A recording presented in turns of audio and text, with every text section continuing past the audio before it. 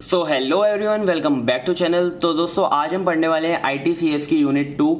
देखो दोस्तों, हमारी इंजीनियरिंग में आईटीसीएस सब्जेक्ट थोड़ा सा ऐसा है ना, हिस्ट्री बेस है, तो थोड़ा सा इंजीनियरिंग से इससे लिंक नहीं होता, लेकिन आपको ये पढ़ना पड़ता है, ठीक है। तो आपको पास होना तो इसमें जरूरी है। तो इसके अंदर मैंने क्या कराया है, पूरा का पूरा सिलेबस तो आपका कवर कराया है, उसके साथ साथ आपकी जो पिछले 3 साल के पीवाई की उससे उसे भी सॉल्व करा दिए हैं। और मैं आपको इस यूनिट के अंदर ये भी बता दूंगा आपको कितना पढ़ना है, आपको कौन से इंपॉर्टेंट टॉपिक है जिन पर ज्यादा टाइम देना है, जिससे कि आप अच्छे मार्क्स स्कोर कर पाओ, ठीक है। बहुत अच्छे से एक्सप्लेन किया है जिससे कि आपको अच्छे से समझ में आ जाएगा, ठीक है। तो आप यहाँ पर टॉपिक देख सकते हो जो जो मैं वीडियो के अंदर कवर करने वाला हूँ।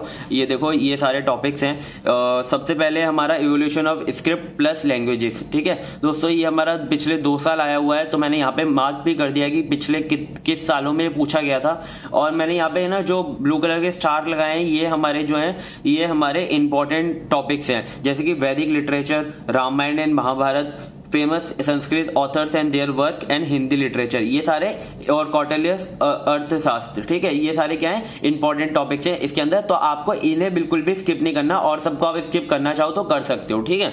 तो सबसे पहले अगर हम स्टार्ट करें अपने जो इस यूनिट 2 का पहला टॉपिक है, वो है हमारा evolution of script plus languages, ठीक है। तो देखो दोस्तों, हमारा 2022 और 23 यानी कि 5th सेम में, देखो दोस्तों आईटीसीएस हमारा है ना 5th सेम में और 6th सेम दोनों में आता है, ठीक है। तो 5th सेम के पेपर में ये वाला क्वेश्चन आया था, what do you mean by evolution of script and languages in India, ठीक है। तो सबसे पहले आपको है ना इसका ओवरव्यू देना है, फिर आपको लैंग्वेजेस को क्लासीफाई करना है, फिर आपको थोड़ा स्क्रिप्ट के बारे में बताना है। तो हमारी मेनली 2 स्क्रिप्ट है, ब्राह्मी और हड़प्पन, ठीक है। तो उन दोनों को हम अच्छे से पढ़ेंगे ब्रीफली।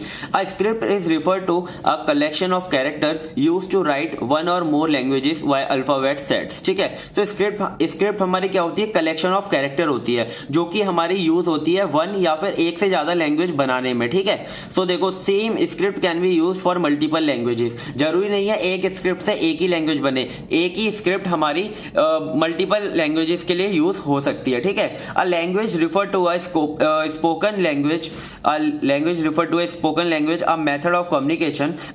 लैंग्वेज हमारी क्या होती है, जिससे कि हम कम्युनिकेशन कर पाए। कम्युनिकेशन मीनिंग क्या होता है आपका कम्युनिकेशन का, कि ट्रांसफर करना कोई भी हमारे थॉट को, फैक्ट्स को एक रिसीवर या सेंडर के द्वारा, ठीक है।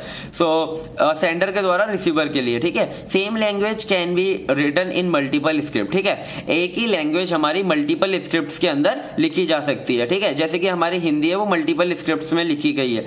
However, it's believed that there are 40 scripts। ऐसा माना जाता है कि हमारे पास टोटल 40 स्क्रिप्ट हैं, और उन्हीं पर कितनी लैंग्वेज बेस है, 7,117, ठीक है। 7,117 लैंग्वेज हमारी इन स्क्रिप्ट पर बेस्ड है। देखो, ये नंबर्स आप पेपर में जब भी लिख कर आना जब आपको नंबर बिल्कुल अच्छे से क्लियर हो, वरना आप इनको रहने देना, जरूरी नहीं है नंबर लिखना, ठीक है। So languages developed and involve during the various phases of migration in India. जैसे जैसे इंडिया के अंदर बाहर के लोग आए, जैसे तो है ना, उसी हिसाब से लैंग्वेज का इवॉल्व हुआ, ठीक है। तो जैसे कि हमारे जब टर्क्स आते थे, जैसे कि मंगोल्स आए थे, तो उससे पर्शियन आई थी, हमारे यहाँ अरेबिक आई थी, ठीक है। और ऐसे ही जैसे हमारे यहाँ ब्रिटिश आए थे तो इंग्लिश आई थी, ठीक है। तो ऐसे इवॉल्व हुआ इंडिया के अंदर लैंग्वेजेस का, जैसे जैसे माइग्रेशन हुआ इंडिया का, ठीक है। सो अब हम देखेंगे क्लासिफिकेशन ऑफ इंडियन लैंग्वेजेस, ठीक है। तो हमारे इंडियन लैंग्वेजेस का क्लासिफिकेशन कैसे होता है, हमारी जो इंडियन लैंग्वेजेस हैं वो 4 पार्ट्स में है। पहला है Aryan, Dravidian, Sino Tibetan and Austric, ठीक है। तो सबसे पहले हमारा आर्यन है। देखो, इसके अंदर जो नेम्स है ना, थोड़े से ऐसे हैं कि आप प्रोनाउंस करने में आपको थोड़ी सी प्रॉब्लम आएगी, पर आप कैसे भी उनकी स्पेलिंग से याद कर लेना। अगर आपसे प्रोनाउंस नहीं होते तो आप उन्हें मतलब यूज कर पाओगे, ठीक है।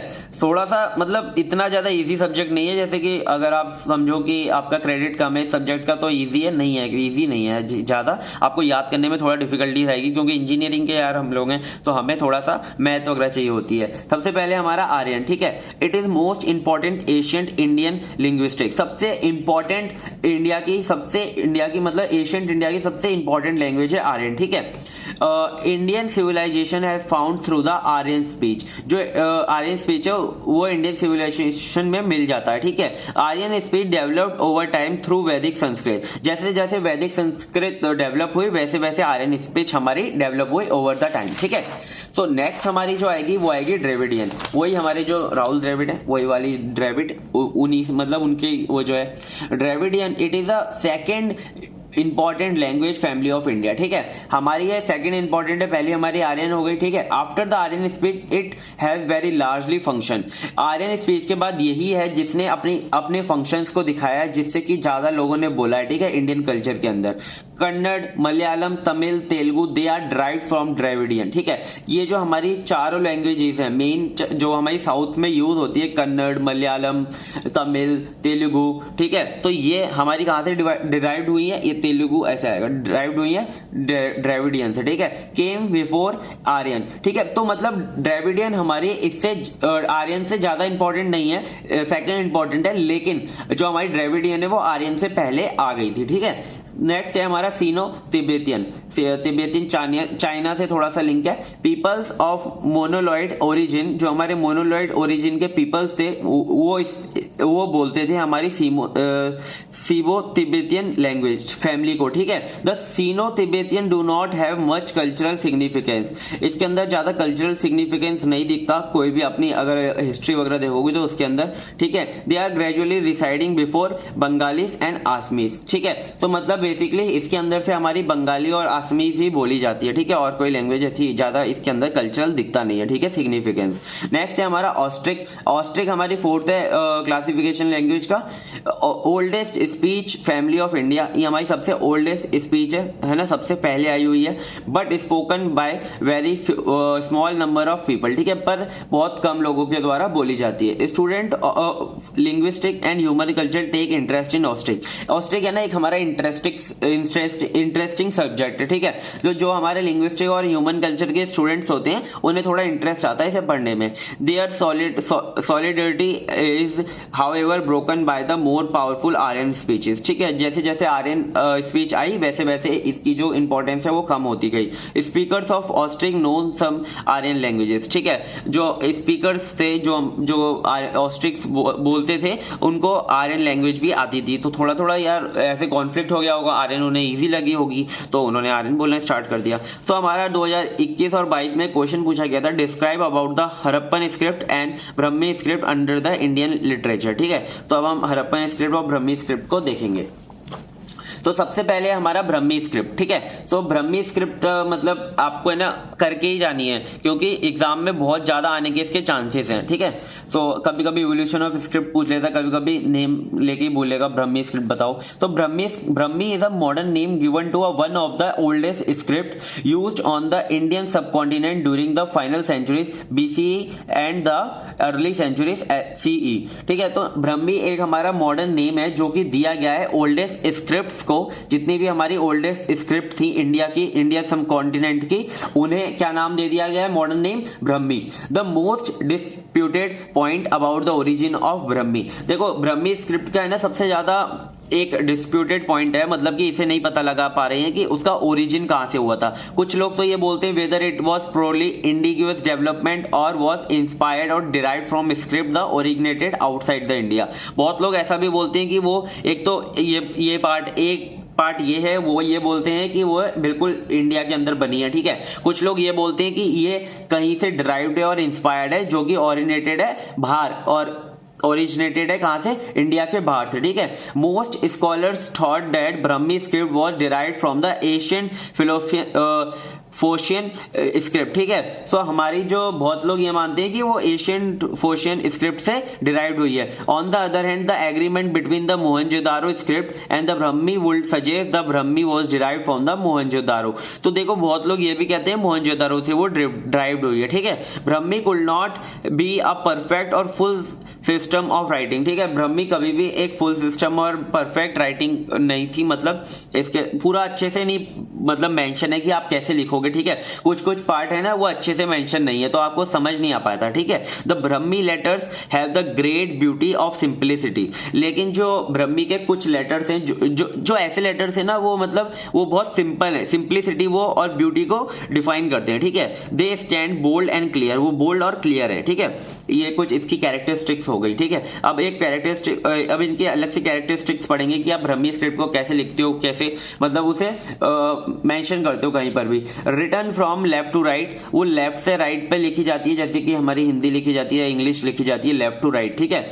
Punctuation mark is not very well sown. Punctuation mark इसके अंदर जैसे हमारे क्वेश्चन मार्क होते हैं, एक्सक्लेमेशन मार्क होते हैं, वो अच्छे से इसके अंदर मेंशन नहीं थे। ठीक है, Brahmi character are joined vertically downwards. ठीक है, जो ब्रह्मी के कैरेक्टर्स हैं वो वर्टिकली हमारे ज्वाइंट होते हैं, आप देख सकते हो जैसे हमारे इंग्लिश के लेटर्स हमारे ज्वाइन होते हैं वर्टिकली। ठीक है, flowers used for and mark, जहां पर भी आपको एंड करना होता था वहां पर आप एक क्या बना देते, फ्लावर बना देते। जैसे मैं इसका यहाँ पे एंड कर रहा हूं तो यहाँ पे मैं ऐसे फ्लावर बना सकता हूँ। ठीक है, and circular mark appear for indicate full stop, और आप सर्कुलर मार्क बनाते थे फुल स्टॉप को इंडिकेट करने के लिए। Each letter has been written independently with space between words. ठीक है, जैसे कि ये वर्ड्स के बीच में स्पेस है ना, वैसे ही इंडिपेंडेंटली और स्पेस बिटवीन द वर्ड्स लिखे जाते थे। ठीक है, ये थी हमारी ब्रह्मी स्क्रिप्ट। बस देखो इसके अंदर मेन पॉइंट ये है कि इसका डिस्प्यूट पॉइंट क्या है कि आपको कहां कहां पे मानी जाती है कि कैसे कैसे इसका ओरिजिन डिराइव हुआ है। ठीक है, तो आपको ये लिख कर आना है और ये लिख देना कि उसका मॉडर्न नेम है ब्रह्मी। ठीक है, और इसकी कैरेक्टरिस्टिक्स तो आपको याद हो ही गई होंगी। ठीक है,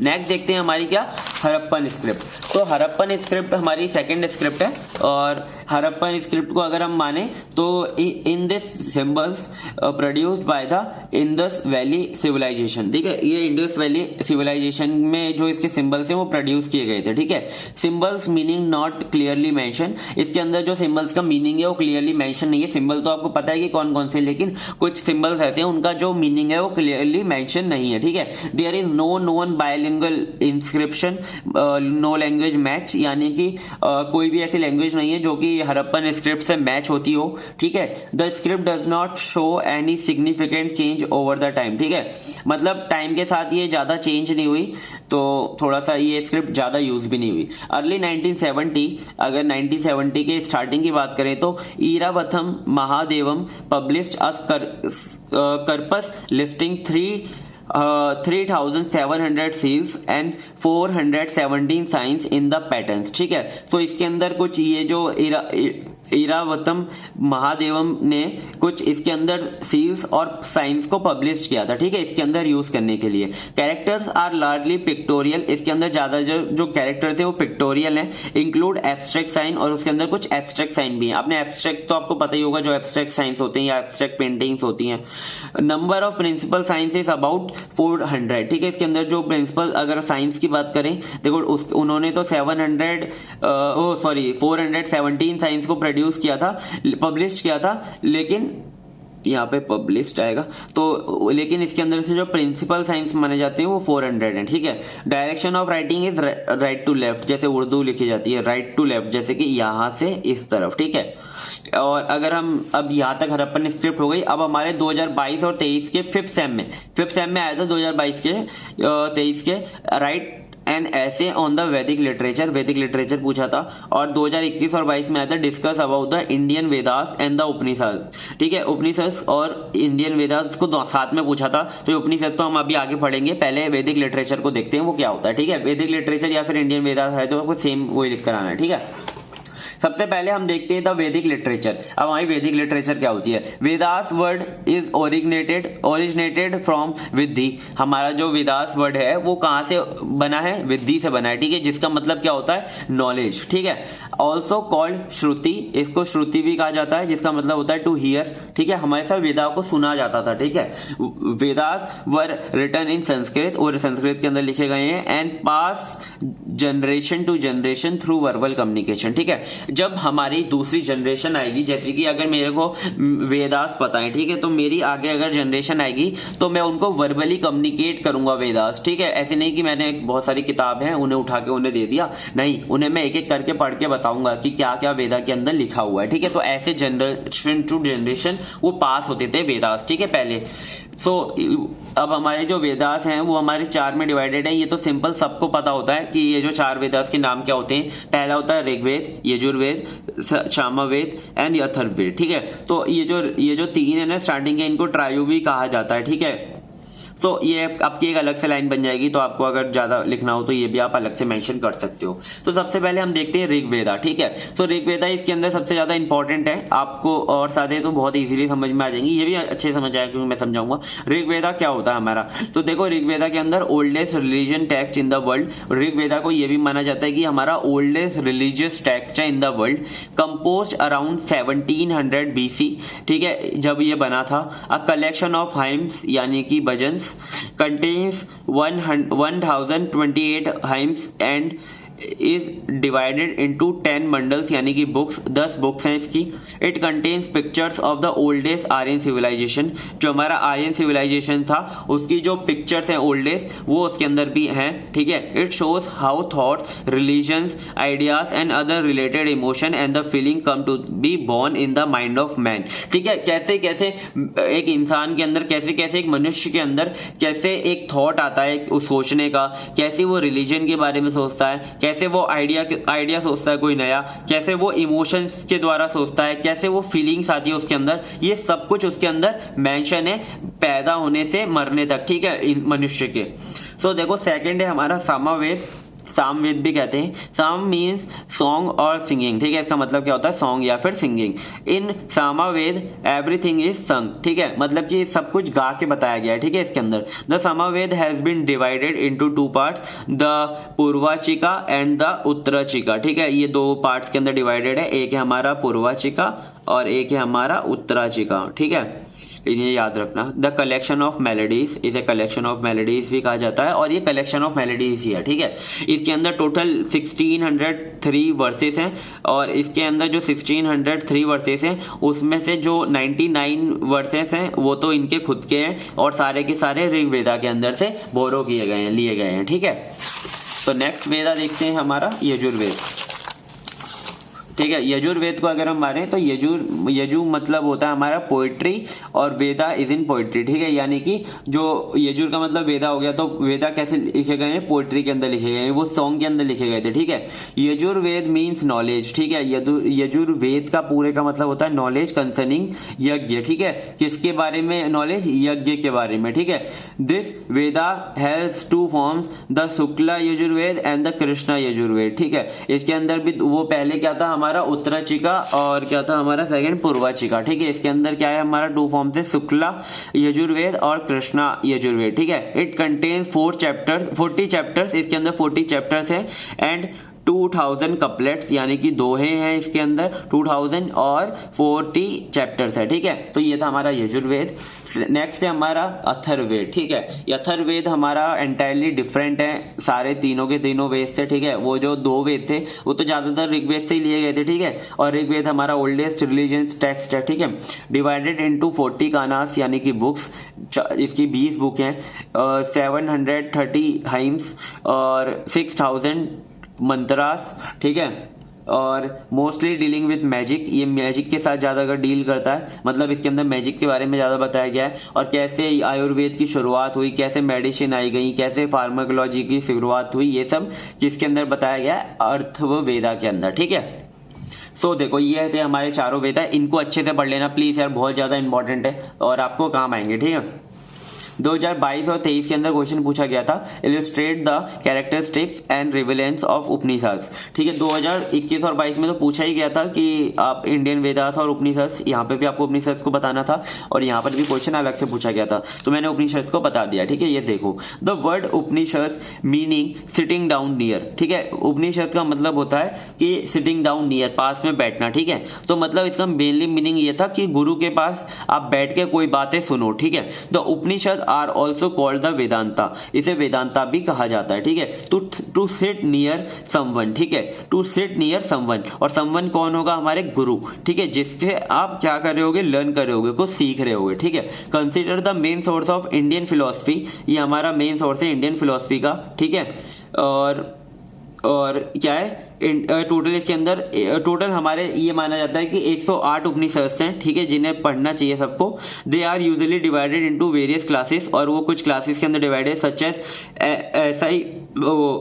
ऐसा ही मान्य, वेदांत और योगा, संन्यासा और साइवा, वेसनावा एंड सक्ता। ठीक है, अगर एक दो चीजें मैं प्रोनाउंस सही से नहीं कर पा रहा, ठीक है, आई एम सॉरी, बट यार कोई चीजें ऐसी हैं जो मैं प्रोनाउंस नहीं कर पाऊंगा। ठीक है, तो आपको क्या करना है, इनकी स्पेलिंग्स याद कर लेना अच्छे से। ठीक है, योगा, संन्यासा, सेवा, ये तो इजी है, तो आप कर लोगे। ठीक है, तो उपनिषद गेव द सॉरी यहाँ पे आ रहा है, ये मैंने स्पेलिंग गलत लिख दी, gave the people a philosophy but not a religion. ठीक है, उपनिषद हमें एक फिलॉसफी देता है, ना कि रिलीजन। ठीक है, कभी भी ये नहीं कहता कि आप इस रिलीजन को फॉलो करो या इस रिलीजन को फॉलो करो, वो एक फिलॉसफी बस बताते हैं। ठीक है, फोकस ऑन कर्मा, ये कर्मा पे फोकस करते हैं, कर्मा के जो प्रिंसिपल्स हैं उसी पर ये फोकस्ड होते हैं। ठीक है, कर्मा के बारे में तो आपको पता होगा। ठीक है, तो 2022 और 23 में हमारा पूछा गया था illustrate the teaching of Ramayan and Mahabharat. ठीक है, और एक बार हमारा 2022 और 23 के 5th सेम में भी पूछा गया था। ठीक है, और एक तो ये तो 6th सेम का था, और 5th सेम में भी पूछा गया था, रामायण और महाभारत पे आपको नोट लिखना था। ठीक है, तो देखो इसकी रामायण की सबसे पहले मैं आपको ब्रीफली मेन एक स्टोरी बता देता हूं। ठीक है, तो देखो दशरथ किंग ऑफ अयोध्या, अयोध्या के किंग थे हमारे Dashrath, is about install his eldest son Rama on the throne. ठीक है, वो चाहते थे कि वो अपने बेटे राम को, जो कि सबसे बड़े बेटे थे उनको जो अयोध्या का सिंहासन था उन्हें दें। ठीक है, और सेकंड क्या है, केकई जो थी वो राम की हमारी स्टेप मदर थी, यानी कि दशरथ जो किंग थे उनकी वाइफ थी, लेकिन राम की स्टेप मदर थी। ठीक है, राम की जो असली मदर थी वो दूसरी थी। ठीक है, तो wants her own son Bharat. ठीक है, वो चाहती थी कि उनका जो खुद का लड़का है भरत वो किंग बने। ठीक है, और Ram send to the exile, और राम को 14 साल का वनवास दे दिया जाए। ठीक है, तो देखो दशरथ के ना, मतलब दशरथ ने ये कहा था केकई से कि आपकी जो भी विशेष होंगी मैं उन्हें पूरा करूंगा। ठीक है, तो केकई ने ये विश मांगी थी कि आप भरत को सिंहासन दे दो और राम को 14 साल के लिए वनवास भेज दो। ठीक है, तो दशरथ को ना चाहते हुए भी ये केकई की बात माननी पड़ी थी। ठीक है, तो Ram goes to live in the forest with Sita and his brother Lakshman. तो सीता जी और राम जी को वहां जाना पड़ा था जंगल में, उसके लिए वनवास के लिए 14 साल के, और उनके साथ उनके जो भाई थे लक्ष्मण वो भी गए थे। ठीक है, the king of Lanka Ravana abducted Sita, जो किंग थे लंका के रावण, उसने क्या किया था कि सीता को हरण कर लिया था, सीता का। ठीक है, उन्हें किडनैप कर लिया था, ये समझ लो। सो देखो फिर राम ने क्या किया, रेस्क्यू किया सीता को against Ravan and kill the Ravan, और उन्होंने रावण को मार दिया था। Ravan come back to Ayodhya and assume his position as a king with the Sita as a queen. ठीक है, फिर उन्होंने वापस आके अयोध्या क्या किया था, किंग की गद्दी को अपनी लिया था और सीता को अपनी क्वीन बनाया, क्वीन एज अ क्वीन रखा था। ठीक है, तो देखो ये थी हमारी मतलब बहुत छोटी सी स्टोरी मैंने आपको बता दी रामायण की। तो आप अगर देखो चाहो तो रामायण प्लीज एक बार एक एपिसोड देख लेना जिसके अंदर पूरी रामायण बताई गई हो, जिससे आपको अच्छे समझ में आ जाएगा, है ना। तो महाभारत और रामायण आपको देख लेना चाहिए, चाहे आप किसी भी धर्म से बिलोंग करते हो, किसी भी रिलीजन से हो। तो देखो आपको है ना एक बार रामायण ये बता दिए कि आपको क्या करना चाहिए लाइफ में। ठीक है, मैं बता रहा हूँ, ठीक है आपको, और महाभारत आपको ये बता दिए कि आपको क्या नहीं करना चाहिए लाइफ में। ठीक है, तो आपको बहुत कुछ सीखने को मिलेगा जब आप रामायण और महाभारत देखोगे। ठीक है, एक बार जरूर देख लेना एज ए स्टोरी, अगर आप देखो एज अ मूवी देखो। ठीक है, जब भी आप देखना, ठीक है, एक बार। तो इसकी अगर हम मेन टीचिंग्स की बात करें, ज्यादा अगर हमें टीचिंग्स ही पूछी जाती है रामायण और महाभारत की, तो देखो टीचिंग्स क्या थी हमारी रामायण की, कि respect elders and be duty bound towards parents. ठीक है, एक बार दशरथ ने राम से कहा था कि आप एक बार वहां चले जाओ 14 साल के वनवास के लिए, तो वो एक बार बिना कुछ कहे उनसे वो चले गए थे, तुरंत उनकी बात मानी थी। ठीक है, तो एल्डर्स की रिस्पेक्ट करनी चाहिए। ठीक है, remain United with siblings even during the toughest time. अब देखो लक्ष्मण, जब राम को बोला गया था 14 साल के वनवास के लिए, तो लक्ष्मण भी उनके साथ वनवास गए थे। ठीक है, क्योंकि वो कहते थे कि मुझे अपने बड़े भाई की सेवा करनी है, मैं उनके साथ रहूंगा हमेशा। ठीक है, और उनके जाने के बाद भी जो केकई चाहती थी कि मेरा जो बेटा है भरत वो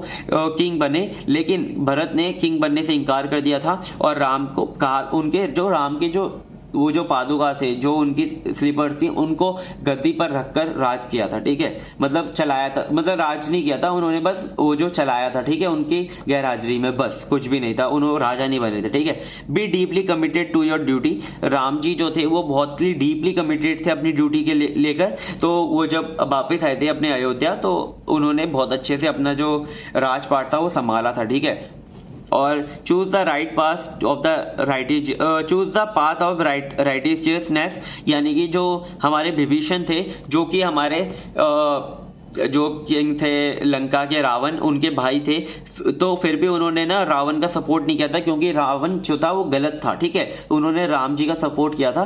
तो विभीषण ने हमेशा क्या चुना था? Right path. और आपको भी हमेशा राइट पाथ चुनना चाहिए, चाहे वो आपके घर के ही क्यों ना हो, ठीक है। कोई remain humble no matters how powerful you become, ठीक है। जो हनुमान जी थे वो इतने ज्यादा पावरफुल थे, मतलब बहुत ज्यादा पावरफुल माने जाते हैं हनुमान जी, तो मतलब वो इतने पावरफुल थे, लेकिन फिर भी वो बहुत ज्यादा हम्बल थे, ठीक है। और embrace all irrespective of caste, creed और कलर, ठीक है। एक सबरी थी जो कि बहुत ज्यादा लोअर कास्ट से बिलोंग करती थी, लेकिन फिर भी राम जी ने उनके झूठे बेरों को खाया था, ठीक है, क्योंकि वो काफी रिस्पेक्ट द्वारा और बहुत ज्यादा लवली वे में दिए गए थे, ठीक है। तो राम जी ने ना तो कास्ट देखी थी, ना उनका क्रेड, ना कलर, कुछ ऐसे देखा था। ये भी आपको देखना नहीं चाहिए, ठीक है। तो ये थी हमारी रामायण की मोस्ट मेन टीचिंग्स, ठीक है। और आपको स्टोरी भी आई होप समझ में आ गई होगी, ठीक है। प्लीज लिख कर आ जाना, ठीक है। बस ये पॉइंट्स अगर लिख के आ जाना अगर आपको स्टोरी नहीं देखनी, ठीक है।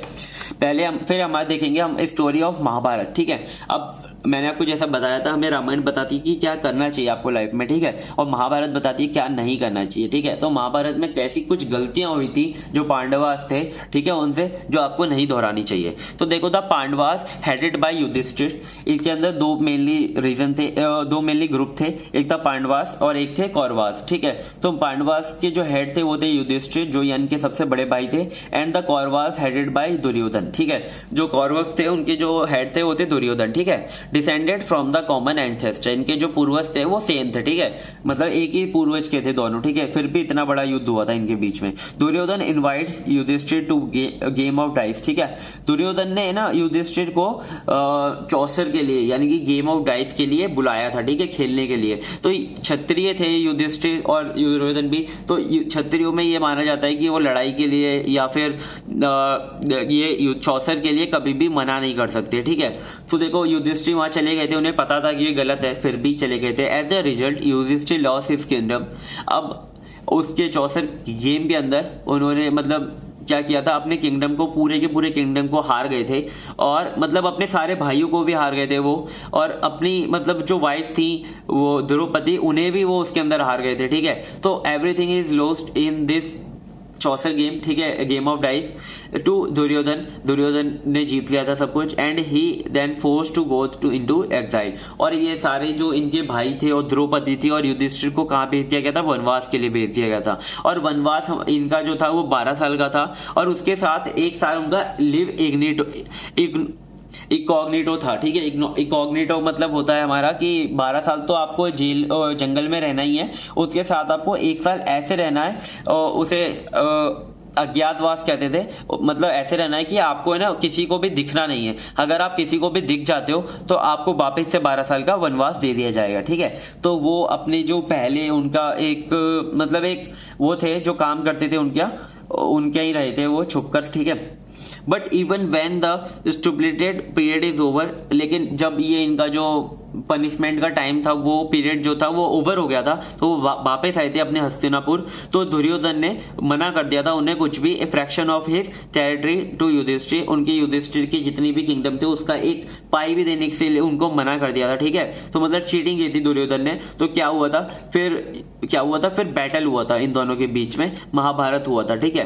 तो महाभारत का जो युद्ध था वो हुआ था इन दोनों के बीच में, और कौरवास क्या हुए थे, मतलब खत्म हो गए थे पूरे के पूरे कौरवास। जो पांडवास थे उनकी हेल्प की थी श्री कृष्ण ने, ठीक है। उनकी जो स्ट्रेटेजी वगैरह थी वो सब श्री कृष्ण ने बनाई थी। और पांडवास हमारे 5 थे, आपको पता होगा, अर्जुन, युधिष्ठिर, भीम, शकुल और सहदेव, ठीक है। तो इन पांचों ने ये कौरवास जो कि थाउजेंड्स ऑफ थे, 100 वो थे कौरवास, उन सबको हरा दिया था। रिगेन देयर लॉस्ट किंगडम, और अपनी जो लॉस्ट किंगडम था उसे वापस ले लिया था, ठीक है। सो मेन टीचिंग्स अगर हम देखें महाभारत की तो वो थी, bad company can run your life beyond imagination, है ना। मतलब आपकी अगर बैड कंपनी है, आपके जो दोस्त हैं या फिर आपके जो आप जिनके साथ रहते हो वो अच्छे नहीं है, तो आपकी पूरी लाइफ बर्बाद हो जाने वाली है, ठीक है। जितना आप सोच भी नहीं सकते उससे ज्यादा बर्बाद हो जाएगी। क्यों? क्योंकि देखो इससे ये पता चल, शकुनी मामा जो थे वो उन्होंने दुर्योधन को भड़का के, ठीक है, तो उन्होंने उसकी लाइफ जो थी वो खराब कर दी थी। Unconditional support and loyal friends can you take you places. ठीक है, अब जो श्री कृष्ण थे उन्होंने अनकंडीशनली सपोर्ट किया था पांडवास था, तो पांडवास जीत गए थे। लेकिन जो कर्ण थे, कर्ण ने भी कर्णा जो थे उन्होंने भी दुर्योधन का सपोर्ट किया था, क्योंकि उन्होंने अपना उन्हें दोस्त बोला था और कहा था मैं आपके साथ हमेशा रहूंगा चाहे मेरी जान क्यों ना चले जाए। तो कर्ण ने उनके मरते दम तक उनका साथ दिया था। ठीक है, कर्ण को पता था कि हम हार जाएंगे और ये गलत भी हो रहा है, लेकिन फिर भी उन्होंने दुर्योधन का साथ दिया था क्योंकि उन्होंने कमिट किया था। ठीक है, क्योंकि वो उनके लॉयल फ्रेंड थे। You need to fight for what you think belongs to you. ठीक है, अब आपको फाइट करना चाहिए जो आपको लगता है, जो आपको बिलोंग करता है उसे लेने के लिए। पांडवास ने ऐसा ही किया और अपने राज्य को जीत लिया। Being too emotional can be a bad idea. तो दुर्योधन के जो पिता थे धृतराष्ट्र, वो ज़्यादा इमोशनल थे अपने बेटे को लेकर, क्योंकि वो अपने बेटे की ज़्यादा सुनते थे, है ना। तो ये भी बैड है क्योंकि उनके सारे बेटे मर गए थे। Half knowledge can be more dangerous than no knowledge. ठीक है, मतलब आधा ज्ञान, मतलब आपको पता ही आधा ज्ञान बहुत ज़्यादा डेंजर होता है बिना ज्ञान के भी। ठीक है, तो अभिमन्यु थे जो कि अर्जुन के पुत्र थे, उनको है ना बहुत कम ज्ञान था। ठीक है, उनको मतलब बहुत कम, सॉरी मैं कम ज्ञान नहीं था, उन्हें बहुत ज्ञान था, लेकिन उन्हें जो एक चक्रव्यूह होता था महाभारत के अंदर, उसके अंदर चक्रव्यूह में जाने का तो ज्ञान था, लेकिन उससे वापस आने का ज्ञान नहीं था। तो वो चक्रव्यूह के अंदर तो चले गए थे, लेकिन अंदर वो मारे गए थे क्योंकि उन्हें वापस आने का रास्ता नहीं पता था। ठीक है, ये थी हमारी महाभारत की सारी मेन टीचिंग्स, और रामायण और महाभारत यहाँ पे मैंने आपको बता दी। ठीक है, अब हम देखेंगे पुराण्स। ठीक है, पुराण्स क्या थी हमारी? The term Puran means that which leaves from Asian time. ठीक है, अब एक हमारा ये टॉपिक है पुराण सिलेबस के अंदर।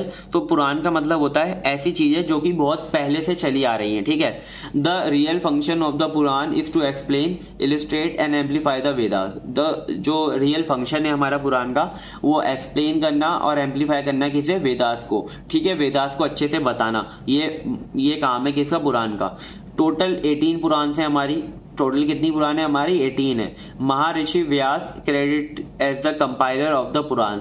जो इसे लिखने का और कंपाइल करने का काम किसने किया है? महर्षि व्यास ने किया है। ठीक है, ये थी हमारी पुराण का टॉपिक। शायद तक 2 नंबर में आ सकता है या फिर 10 नंबर में किसी के साथ आ सकता है। ठीक है, बुद्धिस्ट लिटरेचर अब हम देखेंगे। ठीक है, देखो यहाँ तक हमारा सारा पार्ट कंप्लीट हो गया। अब जो ये ऐसे पार्ट है ना, ये पूछे नहीं गए पिछले साल। ठीक है, सो बुद्धिस्ट लिटरेचर पर आपको ये पढ़नी है। ठीक है, क्या स्किप करने से क्या मतलब, अगर आ गया तो फिर क्या करोगे? ठीक है, तो बुद्धिस्ट लिटरेचर अगर हम सबसे पहले देखें तो the earliest Buddhist were written in Pali. ठीक है, पाली लैंग्वेज के अंदर लिखा गया था Buddhist literature, which was spoken in Magadh and south Bihar. जो कि किसके अंदर बोली जाती है? मगध और साउथ बिहार में। ठीक है, the Buddhist scripture are commonly referred to as Tripitakas. ठीक है, ये मतलब 3 चीजों में डिवाइडेड है। त्रिपिटकास इन्हें बोलते हैं, पिटाकास। तो तीनों को देखते हैं। पहला है विनय पिटका। इसके अंदर क्या क्या मेंशन है? Rules of discipline in Buddhist monasteries. ठीक है, कैसे आप बुद्धिस्ट, जो हमारे बुद्धिस्ट के जो कैंप होते हैं ना, उनके अंदर कैसे आप रहते हो। ठीक है, कैसे उनके अंदर डिसिप्लिन से रहते हो। ठीक है, वो सब मेंशन है। सुत्ता पिटाका, ये हमारा सबसे लार्जेस्ट पिटाका है। ठीक है, कंटेन्स कलेक्शन ऑफ बुद्धिस्ट सरमोन। ठीक है, उपदेश जो थे बुद्धिस्ट के वो इसके अंदर है। ठीक है, अभिधामा पिटाका, ये क्या? Explanation of philosophy and principle of Buddhist religion के प्रिंसिपल और फिलोसफिकल जो है प्रिंसिपल, उन्हें वो मेंशन है। ठीक है, इसके अंदर, और उनका एक्सप्लेनेशन मेंशन है।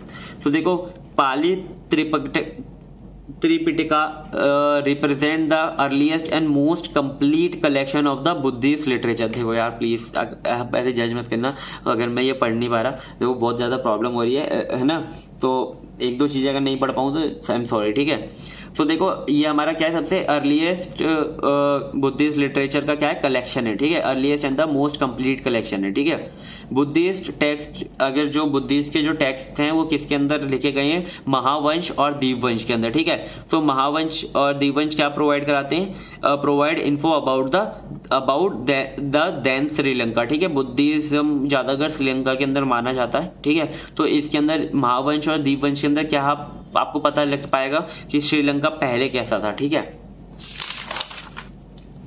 अब है हमारा जैन लिटरेचर। बुद्धिस्ट लिटरेचर हो गया, अब है हमारा Jain literature. The Jain text were written in Prakrit, ठीक है, वो हमारा पाली में था बुद्धिस्ट, और ये हमारा किसके अंदर लिखा गया, प्राकृत के अंदर, ठीक है।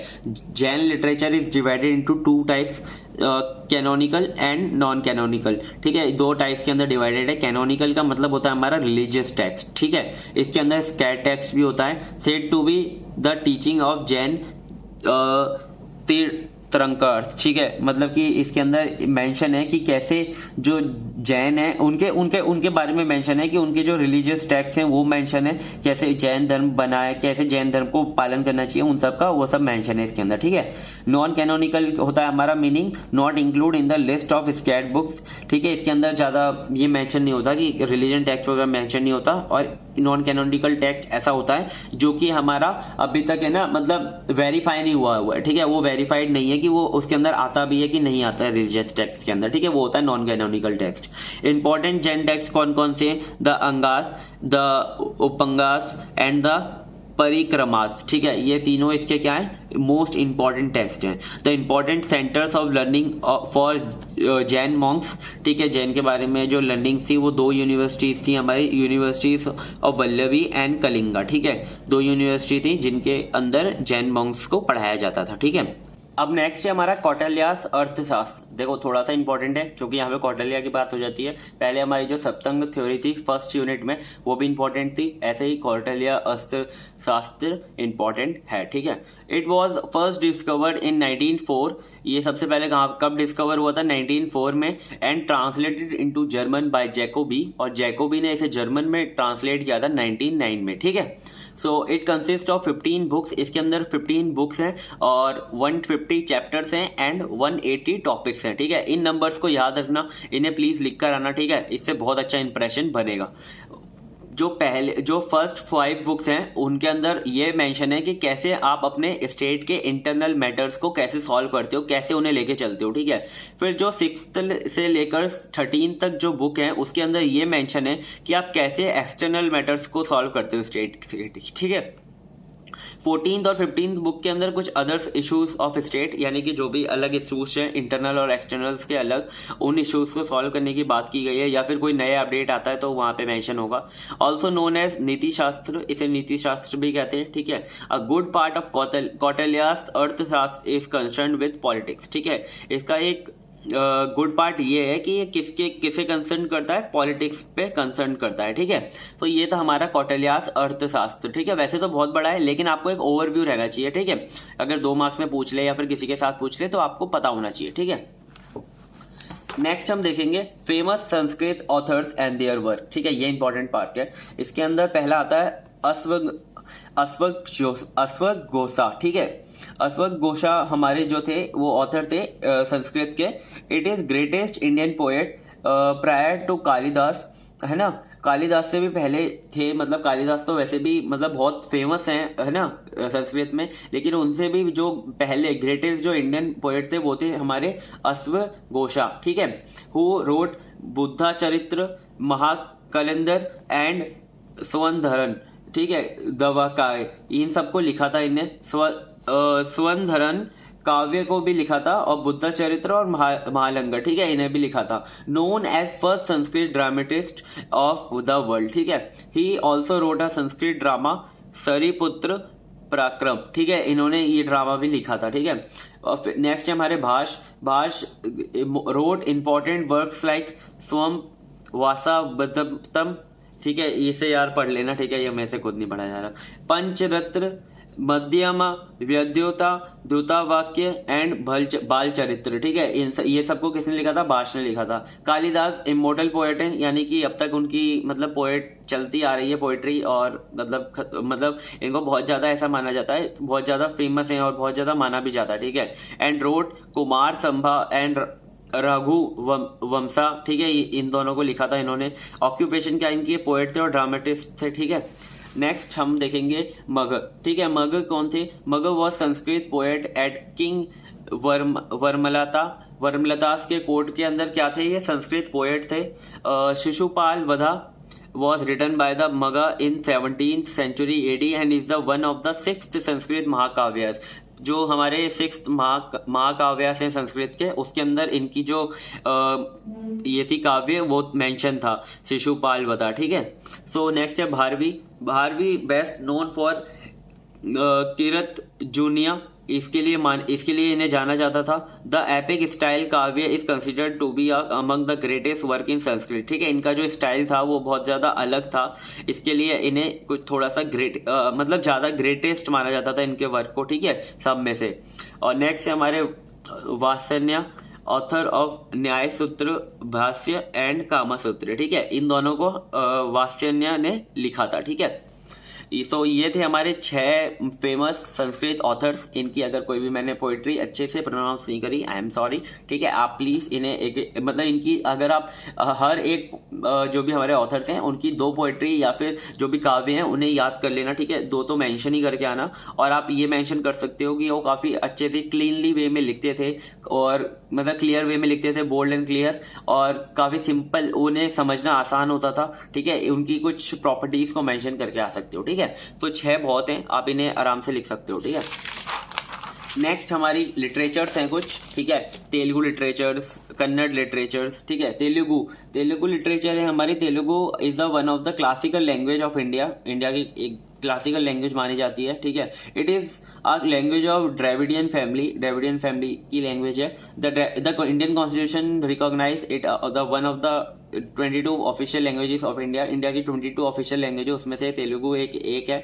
Telugu literature is the body of works written in the Telugu language. It consist of poem, short stories, novels, plays and song lyrics, ये सब लिखे गए हैं तेलुगु के अंदर। Telugu literature uses a unique expression in verses called Champa, ठीक है। चंपू था, चंपू है ना, चंपू एक नाम से, एक इसके अंदर एक अलग से एक्सप्रेशन है वर्ड्स का, मतलब एक टाइप है, ठीक है, जिसके अंदर पोस्ट और पोएट्री यानी कि गद्य और पद्य दोनों को मिलाकर एक बनाया जाता है, चंपू कहा जाता है उसको, ठीक है।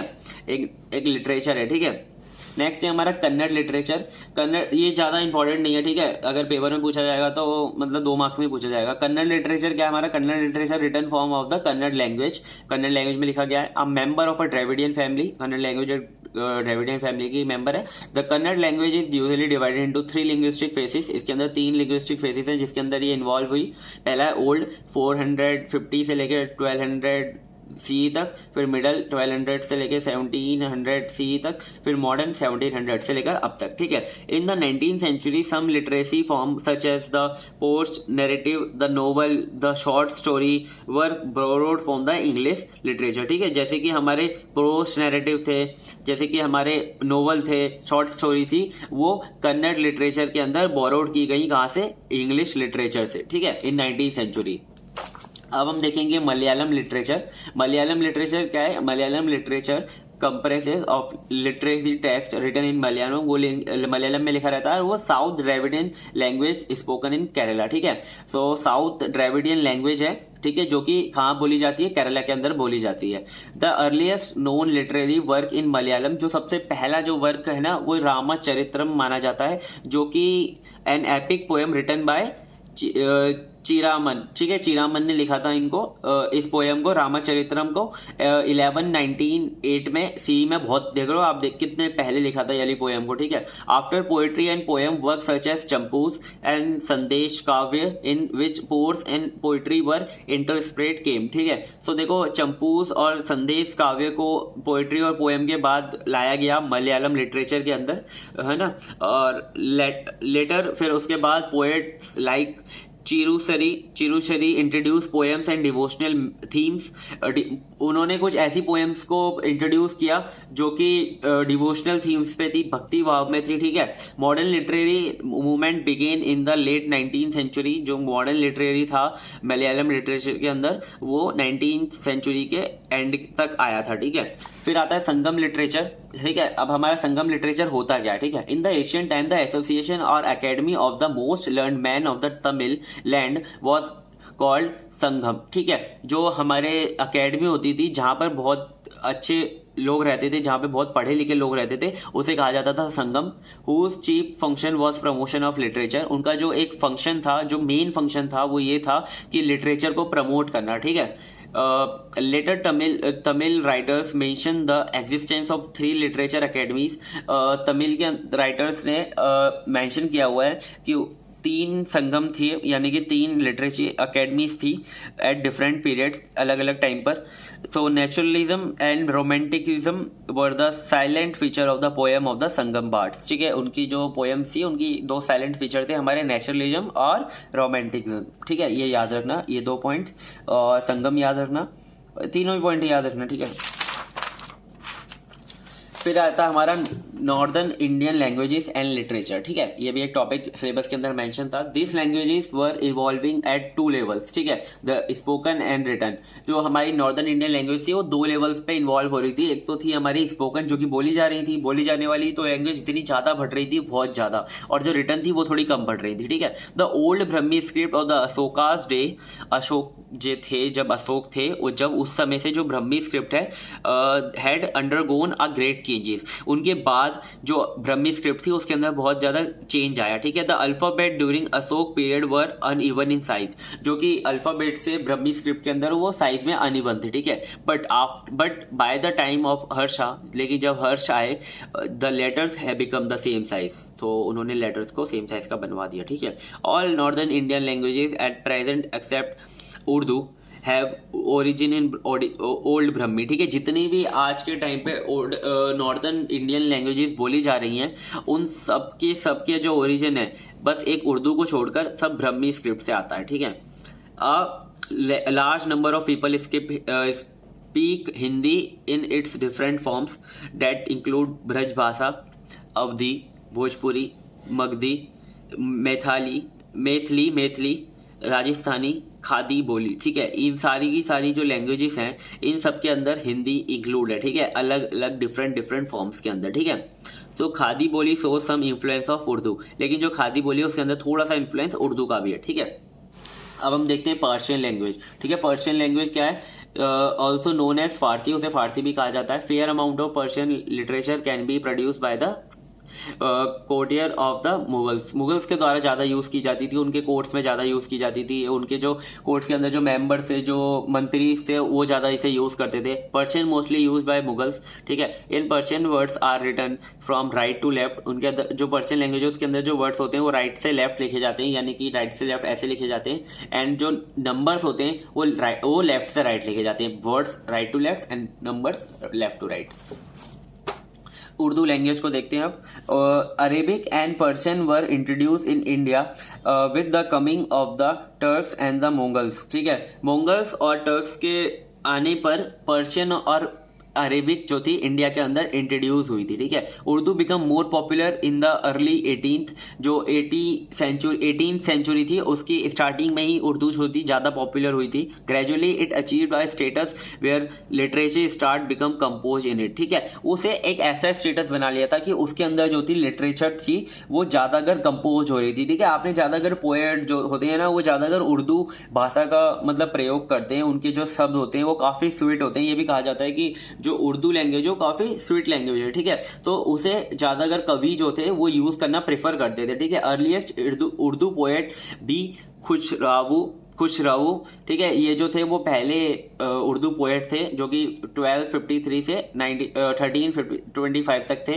Urdu has given us a new form of poem that is called नज्म। ठीक है, उर्दू के अंदर एक नया फॉर्म आया पोएम का जिसे कहते हैं नज्म। नज्म अगर आपने सुनी है तो आपको पता होगा, है ना, कुछ लोग सुनते हैं नज्म को, जो कि उर्दू एक पोएम है। ठीक है, वो एक फॉर्म है पोएम का जो कि उर्दू में लिखा गया है। ठीक है, और बोला भी उर्दू के अंदर जाता है।